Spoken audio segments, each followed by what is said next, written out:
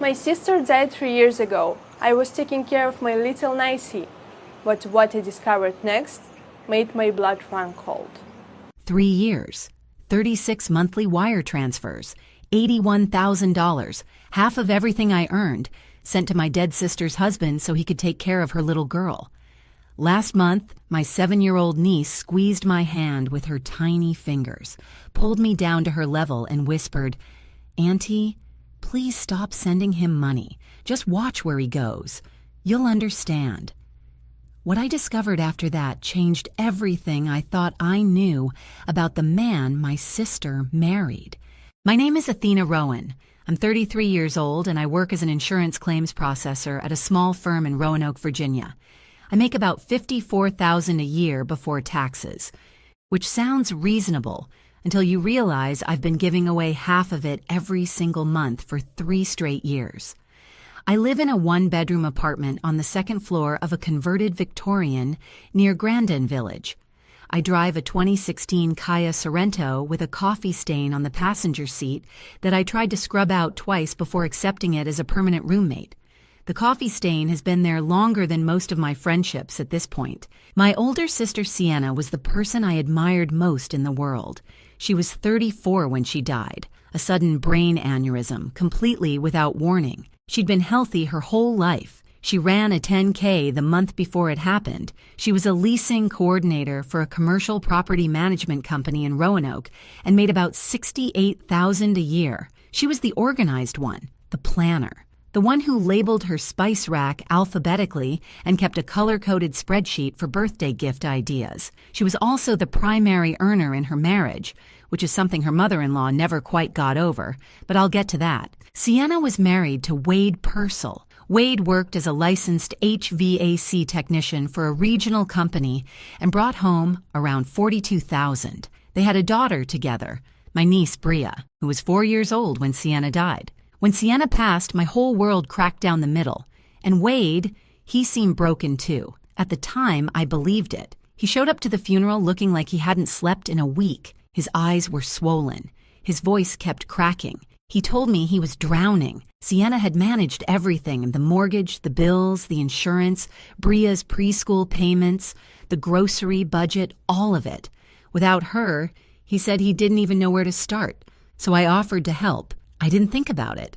I didn't calculate it. I just said yes. I set up a monthly wire transfer, $2,250, every single month. That's $27,000 a year. That's roughly half of my take-home pay. To afford it, I stopped eating out entirely. I canceled every streaming service. I dropped my gym membership.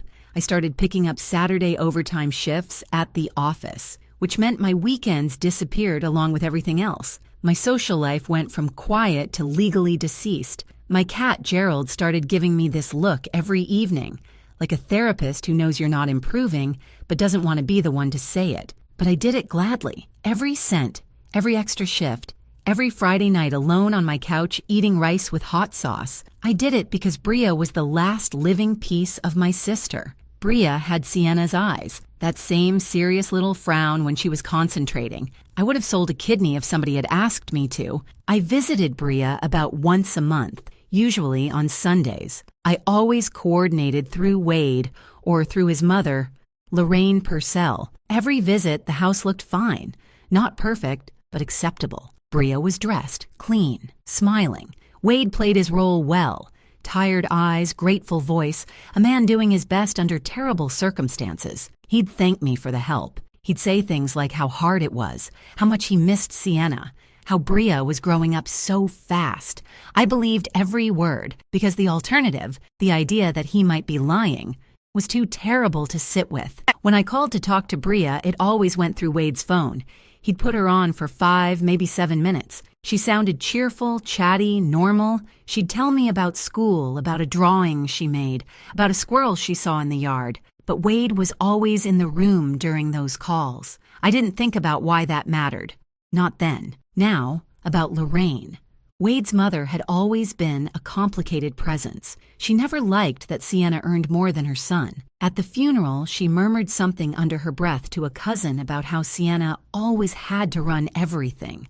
But Lorraine wasn't evil. She was stuck. She knew Wade was unreliable, and she was terrified that if she pushed him too hard or said the wrong thing, he'd cut her off from Bria, her only grandchild. So Lorraine kept quiet. She tidied up the house before my visits. She made sure Bria looked presentable. She was the reason the whole thing held together on the surface, not because she was loyal to Wade's lies, but because she was afraid of losing Bria. She was trapped, and I didn't see it. Then came the day everything changed, a Thursday, last month. My afternoon appointment at the office got canceled, so I clocked out at 2:30 instead of 6. I was 15 minutes from Wade's house in Salem.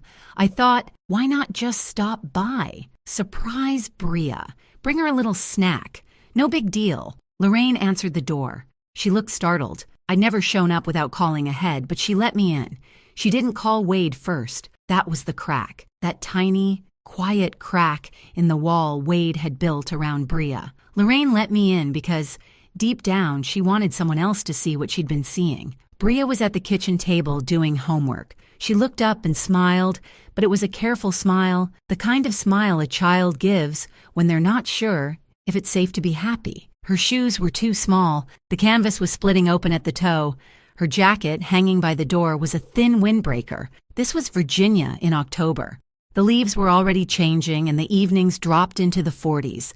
That jacket wouldn't keep a hamster warm. But the worst thing wasn't the shoes or the jacket. It was her eyes. They were too quiet, too still. 7-year-olds aren't supposed to look at you like they're calculating whether to trust you.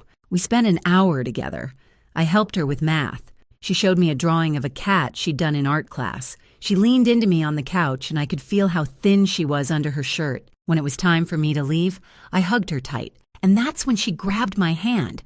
She didn't just hold it, she gripped it, pulled me down so my ear was near her mouth, and she whispered, so quietly I almost missed it, "Auntie, please stop sending him money. Just watch where he goes. You'll understand." My blood turned cold. Those weren't the words of a 7-year-old. They were the words of a child who had been watching and listening and understanding far more than any child should ever have to.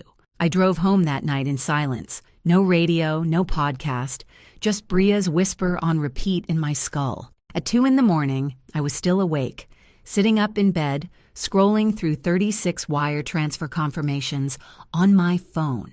$2,250, $2,250, $2,250, 36 times, $81,000, 3 years of overtime and rice and hot sauce and loneliness. And one question I couldn't stop asking myself, where does Wade go? Before we continue, please hit that like button and tell me in the comments where you're watching from and what time it is right now. I read every single one, and it honestly makes my whole day.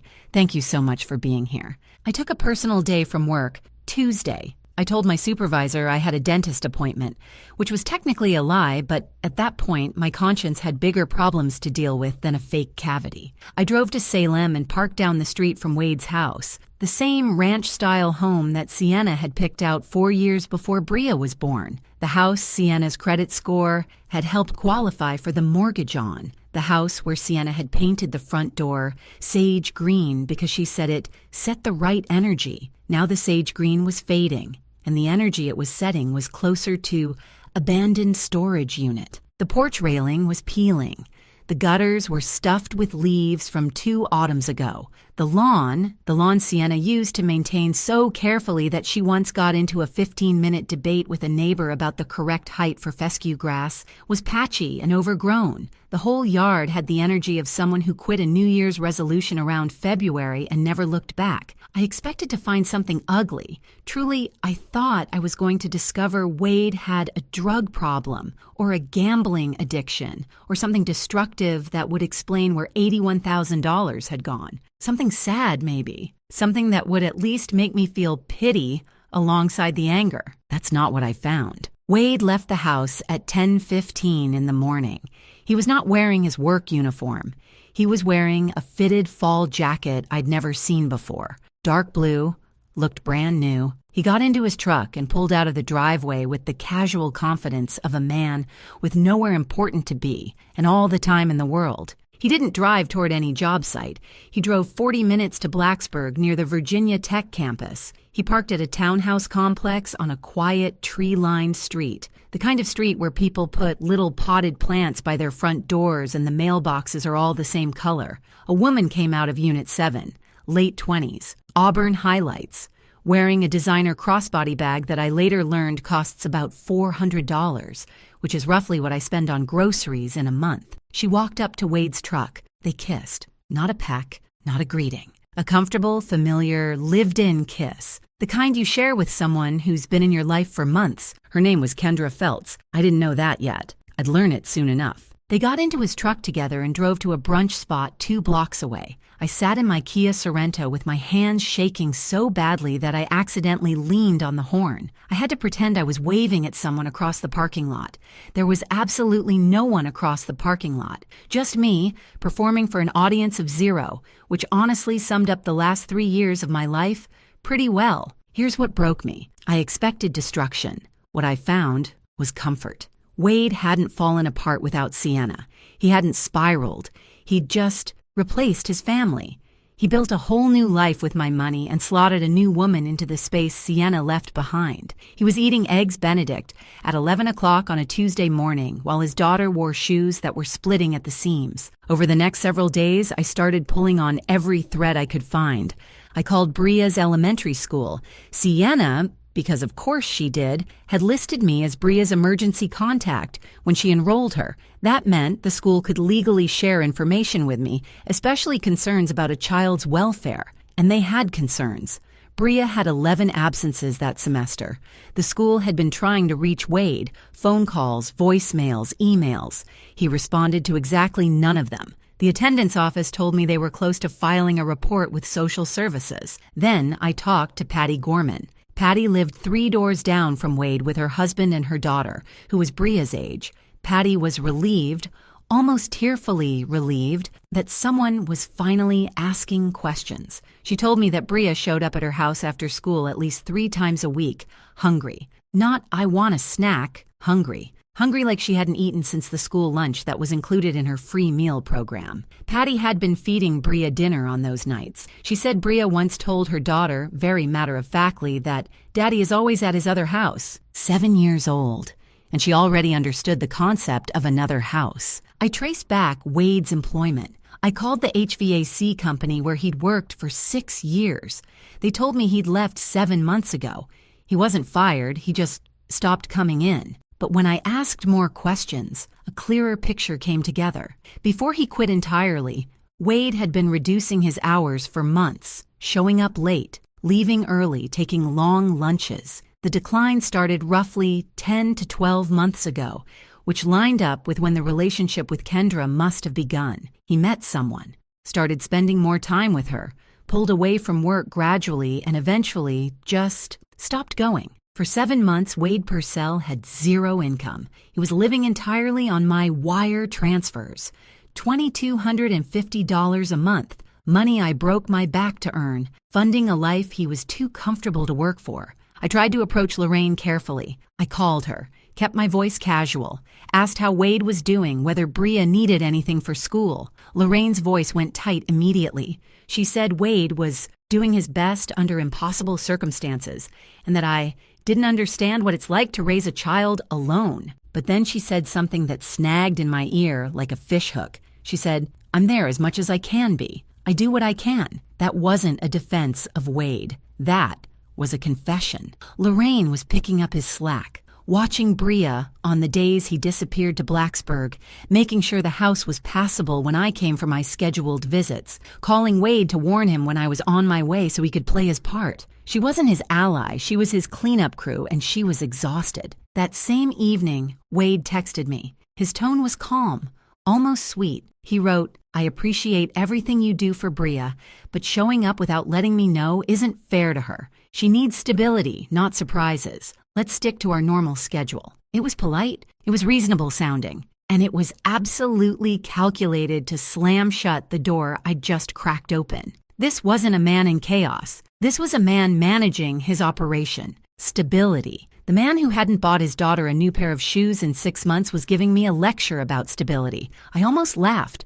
Almost. Then came the phone call from Patty Gorman that changed everything. It was late, after 9. She called because she'd been thinking about it all day and felt like she had to tell me. Last week, during a play date at Patty's house, Bria had said something to Patty's daughter. She said it casually, the way children say enormous things without realizing their weight. She said, "Daddy told me things might change soon. I might go somewhere else for a while." My stomach dropped through the floor. This wasn't just neglect anymore. Wade wasn't just spending my money on his girlfriend and ignoring his daughter. He was planning to get rid of her. He was building an exit from fatherhood, one that would let him keep his comfortable new life with Kendra, free and clear, without a 7-year-old reminding him of the wife he'd replaced and the responsibilities he'd abandoned. I sat on the edge of my bed that night with my phone in my lap and my hands in fists. $81,000. 3 years. And the man I'd been funding was trying to throw away the only thing that money was supposed to protect. I have a storage unit on the south side of Roanoke. It's a small one, 5 by 10, costs me $89 a month, which I've been paying on top of everything else because I couldn't bring myself to deal with what was inside. 3 cardboard boxes, Sienna's personal belongings. I packed those boxes 1 month after her funeral. Wade had called me and said he couldn't look at her things anymore. Her notebooks, her files, the scarf she wore every winter. He said having them in the house was making it impossible to move forward. At the time, I understood. I took the boxes home, realized I couldn't open them either, and drove them straight to the storage unit. That was 3 years ago. I'd been paying $89 a month to avoid saying goodbye. Some people go to therapy. I rented a metal box and shoved my grief inside it. To be honest, the storage unit might have been more effective, but now I had to open them. So on a Saturday morning, I drove across town, unlocked the padlock, pulled up the rolling door, and sat down on the cold concrete floor with 3 boxes of my dead sister's life in front of me. The first box was personal items, a silk scarf that still held a faint trace of her perfume, something floral, something that made my chest ache the second it hit me. A notebook filled with grocery lists in her handwriting, Bria's immunization schedule on a folded piece of paper, a birthday card from Bria, stick figures, crayon hearts, the word mommy in big wobbly letters. The second box was documents, old tax returns, lease agreements from her job, pay stubs, bank statements she'd printed and filed because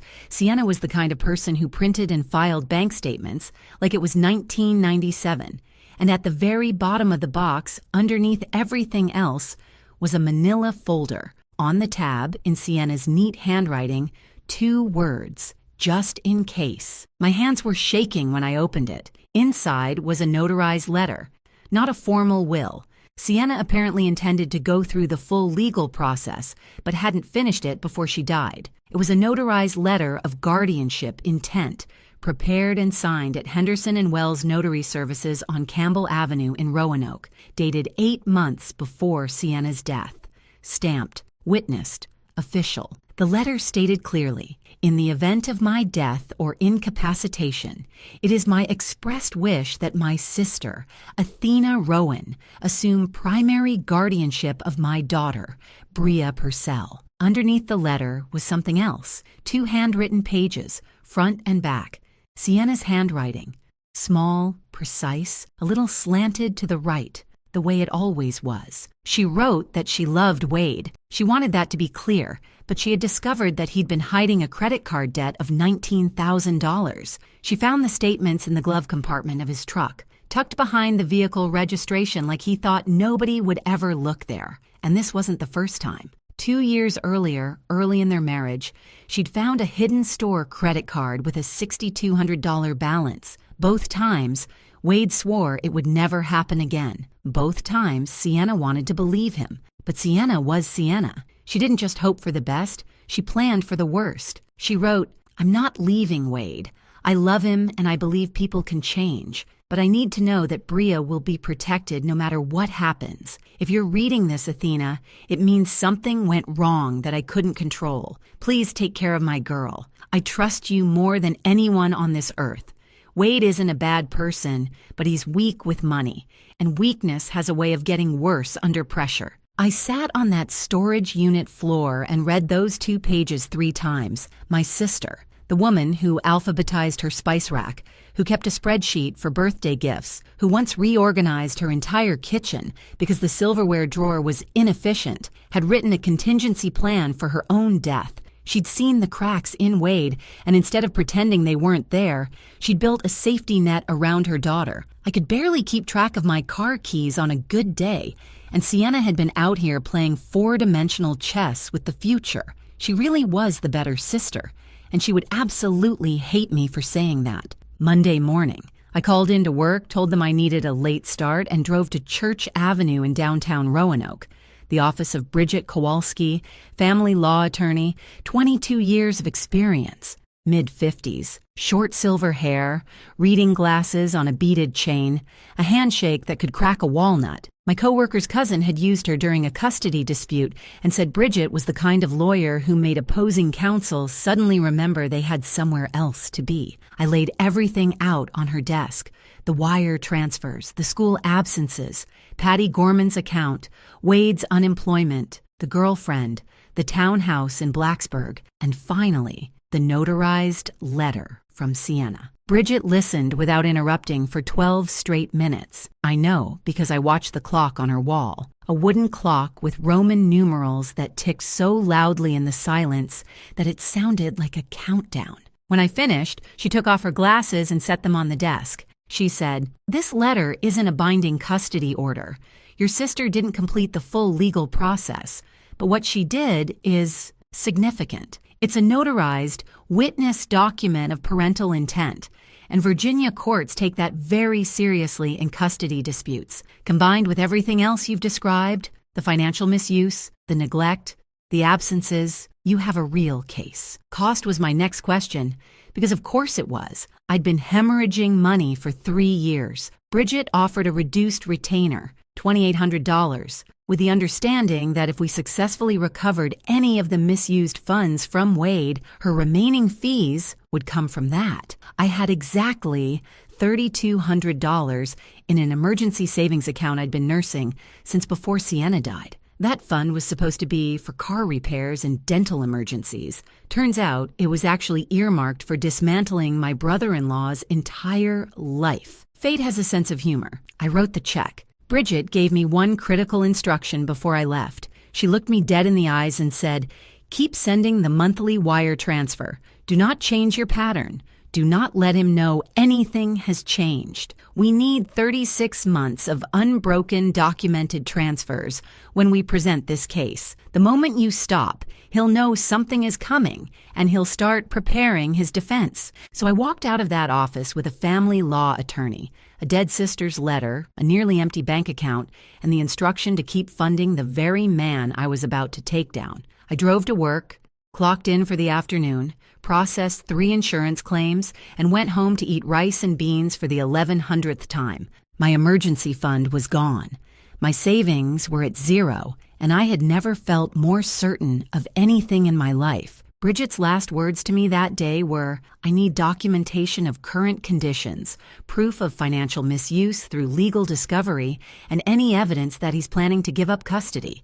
Can you get me more?" I told her I could, because I already knew exactly where to look next. There was a woman in Blacksburg with auburn highlights and a $400 handbag who had no idea where her boyfriend's money really came from, and I had a feeling that when she found out, she was going to have a lot to say. Over the next 2 weeks, I barely slept, but I worked. Not the Saturday overtime kind of work, a different kind. The kind where every hour I wasn't at my desk processing insurance claims, I was building a case against the man my sister married. Bridget filed the custody petition, which triggered something called legal discovery, the legal right to request Wade's financial records. I'd sent him $81,000 over 3 years, and now, for the first time, I was going to see exactly where every dollar went. When the bank statements came back, I sat in Bridget's office on Church Avenue and read them line by line, 12 months of records. Bridget had printed them out and highlighted everything in 2 colors, yellow for Wade's spending, green for anything related to Bria's care. The yellow sections looked like a lifestyle magazine. $16,800 in transfers to an account linked to an address in Blacksburg, Kendra Feltz's townhouse. He was paying her rent. $1,400 a month, like clockwork, $8,400 in restaurant and dining charges, brunch spots, steakhouses, a sushi place in Christiansburg that I looked up later, and where a dinner for 2 runs about $90 before drinks. $4,200 at men's clothing retailers. Not Walmart, not Target, but places with names I didn't recognize because I'd been buying my own clothes at consignment stores for 3 years. And then there it was, $3,100 charged to a resort in Myrtle Beach, a long weekend last April. I scrolled through Kendra's public Instagram and found the photos. Sunset on the beach, cocktails by the pool, the two of them smiling in matching sunglasses like a couple in a travel ad. Posted April 22nd. My wire transfer that month cleared on April 15th.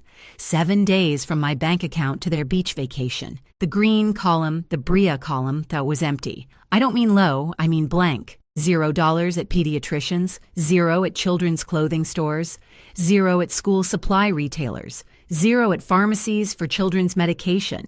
Not a single dollar in 12 months of records that could be traced to spending on his own daughter. I once sat down and calculated how many overtime Saturday shifts I worked to pay for that Myrtle Beach weekend, 127 hours. That's roughly 3 weeks of my life converted into someone else's poolside cocktails. I hope the pina coladas were worth it. Now came the hardest part. Kendra Feltz. I want to be clear about something. I didn't hate Kendra. I had no reason to. She didn't steal my sister's husband. She started dating a man she believed was a successful independent HVAC contractor who was doing well for himself. Wade had lied to her the same way he'd been lying to me, just with a different script. My job wasn't to punish Kendra. My job was to give her the truth and see what she did with it. I sent her a message through Instagram. I kept it short, calm, and factual. I wrote, "Hi Kendra, my name is Athena Rowan. I'm the aunt of Wade's daughter, Bria. I think we should talk. It's important and it's not what you might expect." She didn't respond for 2 days. I checked my phone approximately 400 times during those 2 days, which I don't recommend for anyone who values their sanity or their screen time report. When she finally wrote back, it was cautious. What is this about? We met at a coffee shop in Christiansburg. Neutral ground, public, nothing confrontational. I bought 2 coffees and sat across from a woman who was about to learn that her boyfriend was funding their entire relationship with money stolen from a dead woman's sister, meant for a 7-year-old child. I didn't accuse. I didn't yell. I put my phone on the table and showed her the wire transfer dates from my banking app. Then I showed her her own Instagram posts. The designer crossbody bag she'd posted on March 18th. My wire transfer cleared March 16th. The Myrtle Beach photos from April 22nd. My transfer cleared April 15th. The watch she'd tagged Wade wearing in a photo last July. My transfer from that month. Right on schedule. Kendra stared at the screen. Her face lost color in stages, like watching a sunset in reverse. She shook her head. She said Wade told her he was an independent contractor. She said business was good and that he sometimes got large client payments. She said she had no reason not to believe him. I told her I wasn't there to blame her. I said, "I just need you to know that a 7-year-old girl has been going hungry while the money I sent to take care of her has been going somewhere else." Kendra asked for time. I gave it. I didn't push. I drove home and waited. 2 days later, she texted me. The message read, "I checked his phone while he was sleeping. I found the wire transfers from your name. He told me those were client payments from a property management account. I feel sick. I'm so sorry." That was the moment Kendra Feltz stopped being Wade's girlfriend and started being my witness. And then she told me something that turned my blood to ice. Over the next few days, Kendra and I talked more. She started remembering details she hadn't thought twice about before. Comments Wade made that she'd dismissed as casual. He'd mentioned making arrangements for Bria a few times. He said Bria might go somewhere more suitable. He talked about how Lorraine could take her for a while, and then they'd figure out the rest. Kendra thought it was a co-parenting decision. She didn't realize she was hearing a man plan his exit from fatherhood. I brought all of this to Bridget. She listened, made notes, and then did something I couldn't have done on my own. She made a formal inquiry with the Virginia Department of Social Services, and what she found stopped me cold. Wade had contacted the department 6 weeks earlier. He'd made a preliminary inquiry about the process for voluntary relinquishment of parental rights. He hadn't filed anything yet, no official paperwork, but he'd asked detailed questions. What were the steps? How long it took? Whether the child would go to a family member first or into foster care. It was all on record. My brother-in-law wasn't just neglecting his daughter. He was actively researching how to legally stop being her father. And if he filed before I secured custody, Bria could end up in the foster system, even temporarily. And getting her out would become exponentially harder. Bridget was clear about that. We were running out of time. Bridget accelerated. She filed an emergency motion citing imminent risk of parental abandonment combined with documented neglect. She requested an expedited process, and she arranged a settlement conference, a meeting between both parties and their attorneys in her office to try to resolve the custody question without a full court hearing. Wade was served papers at the Salem house on a Tuesday morning. A process server knocked on his door at 9:15 and handed him the filing. He called me 20 minutes later. His voice was calm, controlled, not panicked, not angry, measured. The voice of a man who had spent 3 years managing a lie and was now reaching for the same playbook. He said, "Athena, I don't know what someone has been telling you, but this is a misunderstanding. I'm Bria's father. You're her aunt. Let's talk about this like family. We don't need lawyers involved." I wanted to scream at him. I wanted to ask him what he spent $3,100 on in Myrtle Beach while his daughter ate dinner at a neighbor's kitchen table. I wanted to read him every line of Sienna's letter and watch him try to explain himself. Instead, I said, "My attorney will be in touch," and I hung up. I forwarded the call log to Bridget. Wade, to his credit as a manipulator, did not panic. He did not disappear. Within 48 hours, he'd hired an attorney, a man named Ray Scuttle, who had a small practice in Roanoke and apparently had availability on short notice, which in the legal world usually tells you something about a lawyer's caseload. Wade was smart enough to respond legally. He thought he could manage this the way he'd managed me for 3 years, through charm, through reasonable-sounding words, through making everyone else feel like the unreasonable one. The man had spent 3 years convincing me he could barely handle packing Bria's lunch, and suddenly he had a lawyer retained in 2 business days. Amazing how competence reveals itself when your lifestyle is on the line. Bridget called me on a Friday evening.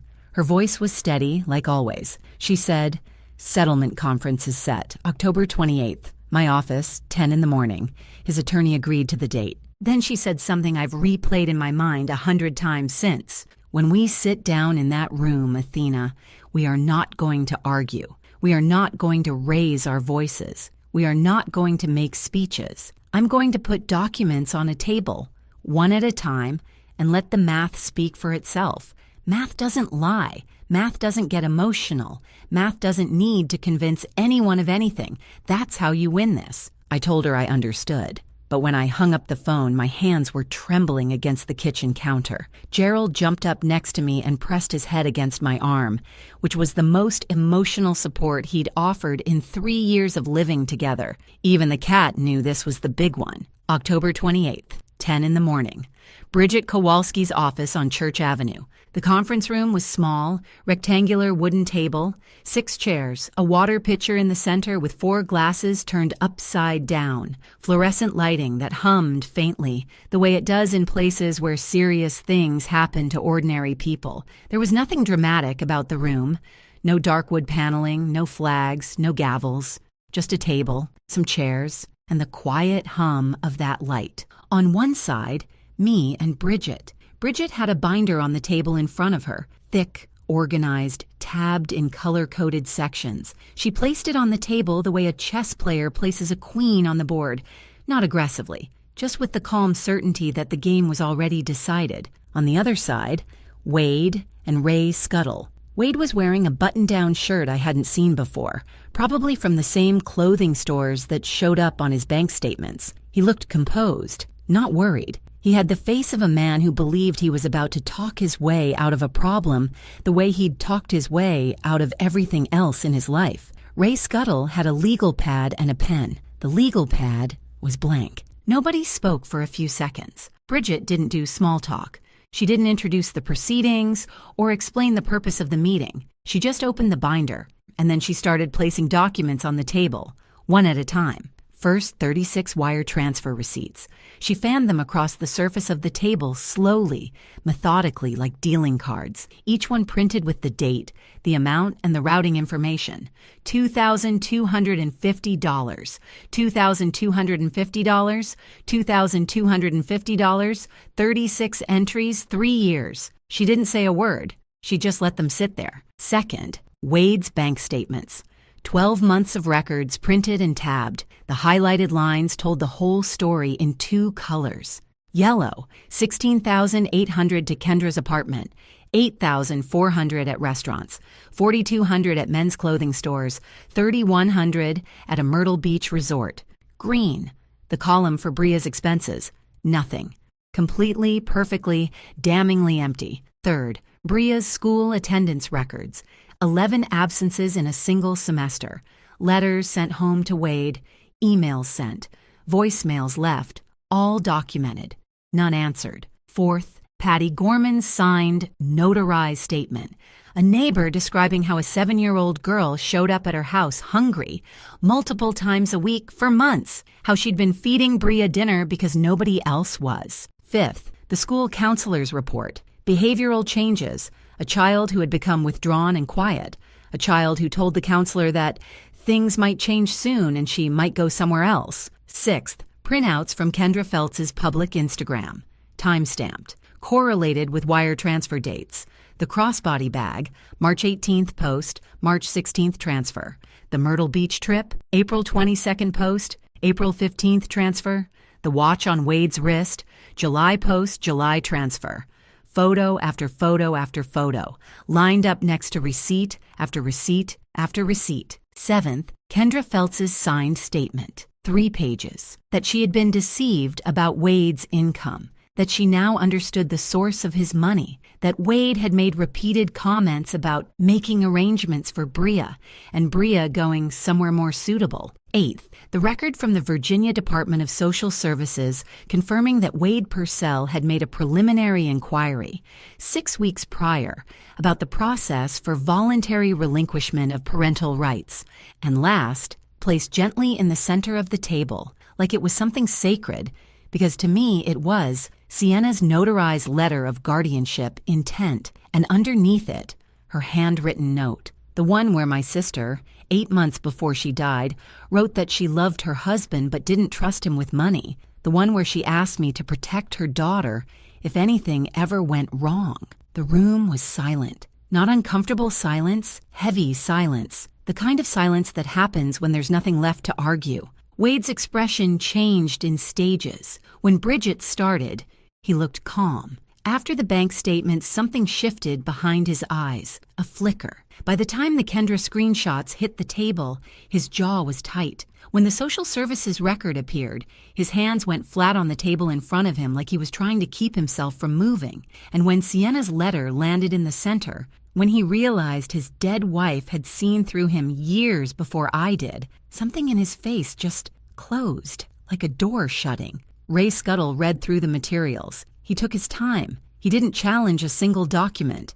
He didn't ask a clarifying question. He made no notes on his blank legal pad. When he finished, he leaned toward Wade and said quietly, "Let's step into the hall for a moment." They stood up and walked out. The door clicked shut behind them. I stared at the water pitcher in the center of the table. I could hear my own heartbeat in my ears. Bridget sat beside me, sipping coffee from a paper cup she'd brought from downstairs, looking as relaxed as someone waiting for a bus. I wanted to ask her how she could be so calm, but I already knew. She'd done this before.